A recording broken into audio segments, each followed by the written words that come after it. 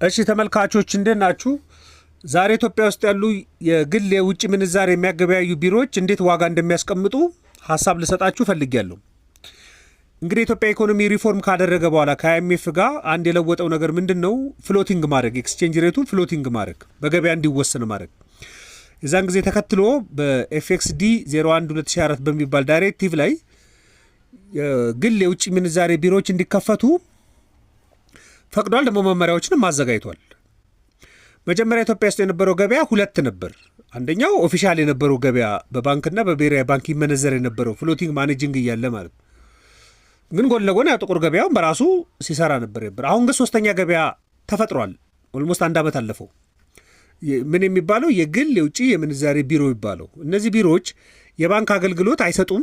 ነገር ግን የውጭ ምንዛሬ መግዛትና መሸጥ ላይ ብቻ የሚሰሩ ናቸው።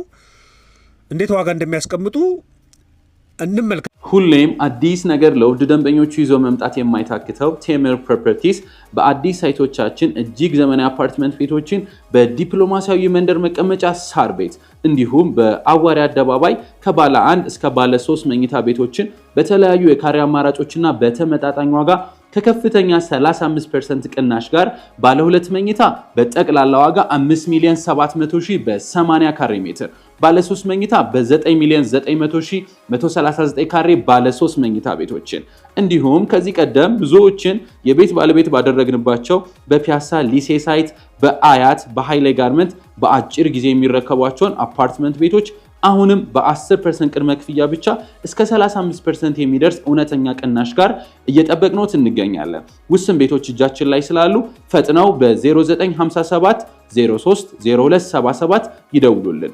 ቴምር ፕሮፐርቲስ። ከዛ በፊት ግን እንዴት ነው የተቋቋሙት? አሁን ብሔራዊ ባንክ ዌብሳይት ላይ ብትገቡ ወደ 13 የሚሆኑ የግል የውጭ ምንዛሬ ቢሮዎች ሊስት ታገኛላችሁ፣ ስልኮችንም ታገኛላችሁ። በመጀመሪያ አካባቢ ላይ ወደ 5 ነው የተቋቋሙት። ከዛ በኋላ 8ቱ ግን አሁን ፍቃድ መስጠት ቆሟል። እነዚህ የውጭ የምንዛሬ ቢሮዎች በመግዛትና መሸጥ ላይ ብቻ የተመሰረተ ነው። ስለዚህ ማንኛውም ድርጅት ኢትዮጵያዊ ዜጋ የሆነ ደግሞ ትውልደ ኢትዮጵያዊ የሆነ ደግሞ ኢትዮጵያ ውስጥ የሚኖርም የውጭ ሀገር ዜጋ ይህን ድርጅት ሊያቋቁመው ይችላል። በዚህ መስፈርት ነው የተቋቋሙት እና ዝቅተኛ የሚባለው 15 ሚሊዮን ብር ካፒታል ማስመዝገብ አለባቸው። 30 ሚሊዮን ደግሞ የሚሆን በደህንነት በተዘጋ አካውንት ውስጥ በየትኛውም ባንክ ላይ ማቅረብ አለባቸው። ይሄ ወለድ ሊያስገኝም ይችላል። ይሄ መስፈርት እያሟሉ ነው። ይሄኛው ልክ መመሪያ ሲወጣ ደግሞ አብረው የተቀመጡላቸው መጠን ደግሞ አለ። ማገበያየት የሚችሉት የገንዘብ መጠን ለምሳሌ በጥሬ ገንዘብ ብቻ ነው የሚያገበያዩት፣ ወዲያው ማገበያየት ስለሚኖርባቸው ማለት ነው። እና ከውጭ ሀገርም የሚገባ ወይ ደግሞ እጁ ላይ የውጭ ምንዛሬ ያለው እስከ 10,000 የአሜሪካ ዶላር ይዞ መጥቶ ወደ ብር መለወጥ ይችላል። እስከ 10,000 የአሜሪካ ዶላር አቻ የሆነ ማለት ነው። ከ10,000 የአሜሪካ ዶላር በላይ ደግሞ ከሆነ ከውጭ ይዞ ሲገባ የጉምሩክ ፈቃድ ያለው የትኛውን መጠን ይዞ የሚቀርብ ከሆነ መመንዘር ይችላል።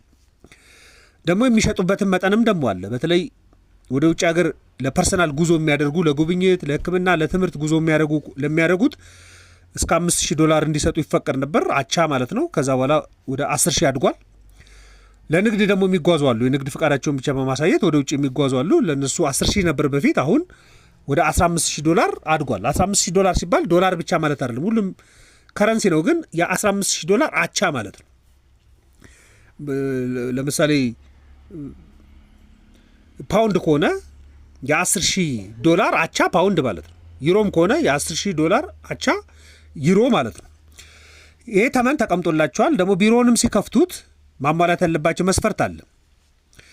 ለምሳሌ ለደህንነት ስራ የሚያስፈልጋቸው የኢንሹራንሱን ጉዳይ በቂ ኢንሹራንስ ሽፋን ሊኖራቸው ይገባል። ቢሮቸውን ሲከፍቱ የደህንነት ሲሲቲቪ ካሜራዎችን፣ የእሳት መከላከያዎችን ማሟላት አለባቸው። ደግሞ ፎርጅድ አለመሆኑን የሚያጣራ ደግሞ ደህንነት ስራ የሚሰሩ ማጭበርበርን መከላከል የሚችሉ መስፈርቶችን ማሟላት አለባቸው። የምንዛሬ ተመኖቻቸውን በሙሉ መሸጫና መግዣውን ማሳወቅ አለባቸው። ደግሞ ሰራተኞቻቸው ኢቨን ስነ ምግባር ያላቸው ሰራተኞች እንዲሆኑም ደግሞ መመሪያ ያዛል። ለምሳሌ ሲቀጥሩ ወንጀል ላይ ያልተሳተፈ መሆኑን የሚያሳይ ሰነድ አዘጋጅተው ነው ሰራተኞቻቸው መቅጠር ያለባቸው። በዚህ አግባብ ነው የሚቀጥሩት። ወንጀል ላይ ያልተሳተፈ መሆኑን ከፖሊስ ማስረጃ ማምጣት አለበት የሚቀጠረው። መስፈርቱም እንደዛ ይላል። በሚታይ ቦታ አድራሻቸው መክፈት አለባቸው፣ ቢሮዎቹም መክፈት አለባቸው። ከዛ ነው ወደ ስራ የሚገቡት በዛ አግባብ ነው የተንቀሳቀሱ ያሉት። አሁን እነዚህ የውጭ ሀገር የውጭ ምንዛሬ ቢሮዎች ትራንዛክሽን አይሰሩም። ለምሳሌ ከውጭ ሀገር ሬሚታንስ ለመላክ የሚፈልግ ሰው በእነዚህ ፕራይቬት ፎሬክስ ቢሮዎች መላክ አይችልም። ደግሞ ትራንዛክሽንም ኤልሲም ሊከፍቱ አይችሉም። ስለዚህ ውጭ ሀገር ግብይት ያለውን ትራንስፈር ሊያደርጉ አይችሉም። ትራንዛክሽን ሊያከናውኑ አይችሉም፣ የመመሪያ ገደብ ስላለባቸው ማለት ነው። ደግሞ ያለበቂ የጉዞ ማስረጃም ደግሞ የውጭ ምንዛሬ ሊሸጡ አይችሉም። ለምሳሌ ለጉብኝት የሚሄድ ሰው፣ ለሕክምና የሚሄድ ሰው፣ ለትምህርት የሚሄድ ሰው ቪዛውን ማምጣት አለበት። ስለዚህ ፓስፖርቱ ቪዛውን አቅርቦ ነው ይህን የውጭ ምንዛሬ ማግኘት የሚችለው። አንዳንድ ቪዛ የማያስፈልግባቸው ሀገራቶች ሊሄዱ ይችላሉ። ለምሳሌ ዱባይ ሊሄዱ ይችላል። ሌሎችም ሀገራቶች አሉ ቪዛ የሚያስፈልጋቸው ወይ ደግሞ ኦን አራይቫል ቪዛ የሚሰጥባቸው ሊሆኑ ይችላሉ። ለእሱ ደግሞ ትኬት ማቅረብ አለባቸው። ወደዛ የሚሄዱበት የተቆረጠ ትኬትን በማስረጃነት ማምጣት አለባቸው። ይህ መስፈርት ነው። ኢቨን አሁን ለምሳሌ ከኢትዮጵያ በባቡር የሚካሄድባቸው ለምሳሌ ጅቡቲ በባቡር ይካሄዳል። ጅቡቲ ሌላ ሀገር ነው። ደቡብ ሱዳን በመኪና ሊካሄድ ይችላል። ኬንያ በመኪና ሊካሄድ ይችላል። ስለዚህ የባቡር ትኬትን በማቅረብ ወደ ጉዞ ወደ እነዛ ሀገራቶች እንደሚሄድ የሚያሳይ ትኬት በማቅረብ የውጭ ምንዛሬ ማግኘት ይችላሉ። ከዛ ደግሞ መንዛሪው መመንዘር የሚፈልገው የራሱ መታወቂያ ማምጣት አለበት። ለምሳሌ አንድ ሰው ለምሳሌ በዋሲውን ስም ከሆነ የምመነዝረው ባንኩን እነዚህ ፕራይቬት ፎሬክስ ቢሮዎች ትራንስፈር የሚያደርጉልኝ በዋሲውን አካውንት ነው። ይሄ የፋይናንሻል ደህንነትን ከመጠበቅ አንጻር ነው። ለምሳሌ እኔ የውጭ ምንዛሬ ይዤ መጥቼ ግን ሌላ ሰው ላይ ትራንስፈር አድርግልኝ ማለት እንደሱ አይደረግም። የሚያመጣው ሰው ነው የሚመነዘርለት። የፋይናንስ ደህንነቱ መጠበቅ አለበት። ይህም መስፈርት ነው። $10,000 ሲባል ደግሞ $10,000 አቻ ማለት ነው። በሌላ ከረንሲ ሊሆን ይችላል፣ ግን $10,000 ከሆነ ማክሲመሙ $10,000 አቻ ሊመነዘርለት ይችላል። በየቀኑ ብሔራዊ ባንክ ያስቀመጠው መስፈርት አለ። በሱ መስፈርት ሪፖርት ማቅረብ አለባቸው። ለምሳሌ ምን ያህል እንደሸጡ፣ ምን ያህል እንደገዙ በየከረንሲው ማለት ዶላር ምን ያህል እንደገዙ፣ ዩሮ ምን ያህል እንደገዙ፣ ሌሎችም ምንዛሬዎች ምን ያህል እንደገዙ፣ በምን ያህል ተመንም እንደገዙ ማሳወቅ አለባቸው። ደግሞ ተመኑንም በሚታይ መልኩ ደግሞ መለጠፍ ማሳወቅም አለባቸው። አንድ የአሜሪካ ዶላር እንደዚህ ነው የሚገዛው፣ አንድ ዩሮ የዚህን ያህል ነው የሚገዛው ብለው የማሳወቅ ግዴታ አለባቸው። በዚህ በሙሉ ቁጥጥር ውስጥ ነው የሚያልፈው። ስለዚህ እነዚህን ስራዎች እያከናውኑ እንዴት ምንዛሬ ያስቀምጣሉ የሚለውን ደግሞ የተወሰነ ሀሳብ ልስጣችሁ፣ በቅርብም ስለምንሰራ ማለት ነው። የመጀመሪያው በብሔራዊ ባንክ ላይ አንድ አቬሬጅ ዋጋ አለ፣ በየቀኑ የሚለዋወጥ ዋጋ አለ። እሱን ዋጋ መመልከት የመጀመሪያው፣ ምክንያቱም እንደ ብሔራዊ መጠን ሊቆጠር ስለሚችል፣ ግን እንደ ሪፈረንስ እሱን መመልከት። ትልልቆቹ ባንኮች የሚያስቀምጡት ሬት መመልከት። ለምሳሌ እንዴት እየሆነ ነው? ምክንያቱም በፍላጎትና በአቅርቦት ላይ ነው የሚመሰረተው ካልን እንዴት እየሆነ ነው? ትልልቅ ባንኮች ላይ እንዴት እየተወሰነ ነው? የኢትዮጵያ ንግድ ባንክ ላይ፣ ትልልቆቹ ባንኮች ላይ እንዴት እየተወሰነ ነው? እሱን እንደ ሪፈረንስ የብሔራዊ ባንክንም እንደ ሪፈረንስ መመልከት አንደኛው ስቴፕ እሱ ነው።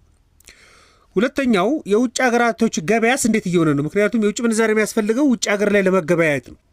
የዱባይ ማርኬት ላይ ምን ይመስላል? ቻይና ማርኬት ላይ ምን ይመስላል? ሌሎች ሀገራቶች ላይ ምንዛሬው ምን ይመስላል? ምክንያቱም የውጭ ምንዛሬው የሚፈልጉት ፈላጊ ውጭ ሀገር ሄደው ሊገዙበት ነው። ለምሳሌ ከባንኮችም ላይ የውጭ ምንዛሬ የሚወስድ ኤልሲ የሚያስከፍት እኮ ውጭ ሀገር ላይ ሊገዛበት ነው፣ ኢምፖርት ሊያደርግበት ነው።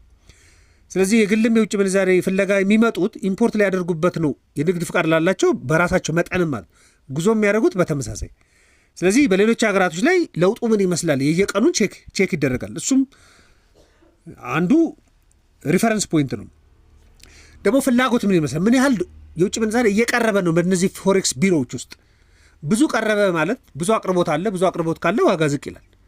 ብዙ ጥያቄ ካለ፣ ብዙ ፍላጎት አለ ማለት ነው። የዛን ጊዜ ዋጋ ከፍ ይላል። ብዙ ከሰበሰቡ እጃቸው ላይ ብዙ ካለ ዋጋ ዝቅ ሊል እንደሚችል ታስባለህ። ምክንያቱም ከካፒታላቸው በላይ መሄድ አይችሉም። ካስመዘገቡት ካፒታል መጠን እያስተያዩ ነው መንቀሳቀስ የሚችሉት። ስለዚህ የሚቀርበው ፍላጎት፣ አቅርቦት በየቀኑ እሱን ከግምት ይከተታል። ስለዚህ ይህን ከግምት ከከተቱ በኋላ ፕራይስ ሴት ያደርጋሉ። በሁለት የፕራይስ መጠናቸውን ማተር የሚያደርጋል ምንዛሬ። አንደኛው ምንድን ነው? ይሄ ብሔራዊ ባንክ ያስቀምጣት ስፕሪድ አለች። ሁለተኛ ደግሞ እነዚህ ፎሬክስ ቢሮዎች ሲከፈቱ የሚያስቀምጡት የኮሚሽን መጠን አለ። ለምሳሌ የሮሃ ፎሬክስን ምሳሌ እንመልከት። እንዴት ነው ሴት የሚያደርጉት? ሁሌም የተለጠፈውን ብቻ መመልከት የለባቸው። በባንክ ቤቶችም የተለጠፈው ብቻ አይደለም መገበያያ የሚሆነው። ለምሳሌ እንግዲህ የሰኞ የትናንትና ሬት ተመልከቱት። አንድ አሜሪካ ዶላር ሮሃ ፎሬክስ ቢሮ ላይ የሚመነዘረው ደግሞ መግዣ ተብሎ የተቀመጠው 174 ብር ከ95 ሳንቲም ነው። ደግሞ መሸጫ ተብሎ ደግሞ የተቀመጠው 178 ብር ከ449 ሳንቲም ነው። አሁን 178 አይደለም። አሁን ሌሎች ኮንሲደር የሚደረጉ ውስጡ አሉበት። እንዴት ተደረሰ የሚለው እንመለ ለምሳሌ ባንክ ይሄ የፕራይቬት ፎሬክስ ቢሮ የሚገዛው አንድ ሻጭ ቢመጣ በ174.95 ብር እገዛዋለሁ ይላል። ታዲያ ለሌሎቹ በስንት ነው የሚሸጠው ካላችሁ መጀመሪያ 2% የብሔራዊ ባንክ ስፕሪድ የምትባለዋ ፐርሰንታይል አለች ለብሔራዊ ባንክ የምትታሰበው ማለት 2%። የ174.95ን አንድ የአሜሪካ ዶላርን በ2 ከመቶ ብታባዙት 3 ብር ከ499 ሳንቲም ይመጣል። ይህን ትደምራላችሁ። 3 ብር ከ449 ሲደመር ስንት ይመጣል? 178 ብር ከ449 ይሆናል። ስለዚህ የብሔራዊ ባንክ ስፕሪዷ ነች እዚህ ውስጥ የተደመረችው። ስቲል ፕራይቬት ፎሬክስ ቢሮ ከፍቶ ለሚሰራበት ገቢ አላገኝም። አሁን እዚህ ላይ 1% ይደምራል። ሌሎቹ ጋር ሊለዋወጥ ይችላል። የሮሃ ፎሬክስ ቢሮ ማቀርብላቸው 1% የ178 ብር ከ449 ሳንቲም 1% ብታሰሉት 1 ብር ከ78 ሳንቲም ይሆናል። ስለዚህ ይሄ ፕራይቬት ፎሬክስ ቢሮ 1 ብር ከ78 ሳንቲም ነው ከአንድ የአሜሪካ ዶላር የሚያገኘው ማለት ነው። አሁን ኮሚሽኑን ስደምሩበት ስንት መጣ ማለት ነው? የመሸጫ ዋጋው 180 ብር ከ233 ሳንቲም ይሆናል ማለት ነው። ስለዚህ ከፕራይቬት ፎሬክስ ቢሮ ከሮሃ ፕራይቬት ፎሬክስ ቢሮ ትናንትና ሄዳችሁ ብትገዙ 180 ብር ከ23 ሳንቲም ነው የምትገዙት ማለት ነው። ይሄ ለምን መጣ ካላችሁ የብሔራዊ ባንክ ስፕሪድ እዚህ ትደምራለች 2%፣ ኮሚሽን 1% ሲደመር ይሄኛው ፕራይስ ይመጣል። ይሄኛው ፕራይስ ከየት መጥቶ ተቀመጠ? ከትናንትናው ለምን ሳንቲሙ ከፋ ለምትሉ ከሆነ ደግሞ የአቅርቦት የፍላጎት ጉዳይ ሌሎች ሀገራቶች ላይ ያለው ሀገር ውስጥ ደግሞ እየተጨመረ ያለው ዋጋ ዲተርማይን ያደርጓል። ይሄም መረጃ ብዙዎቻችሁ ስለምትጠይቁና በደንብ ክሊር ለማድረግ ስለሚያስፈልግ ነው ያቀረብኩላችሁ። ማንኛውም ሀሳብ አስተያየት ካላችሁ ዘኢትዮጵያ ኢኮኖሚ ቪው ላይ ልትልኩልኝ ትችላላችሁ። ለነበረን ቆይታ በሙሉ ከልብ አመሰግናለሁ። መልካም ቀን።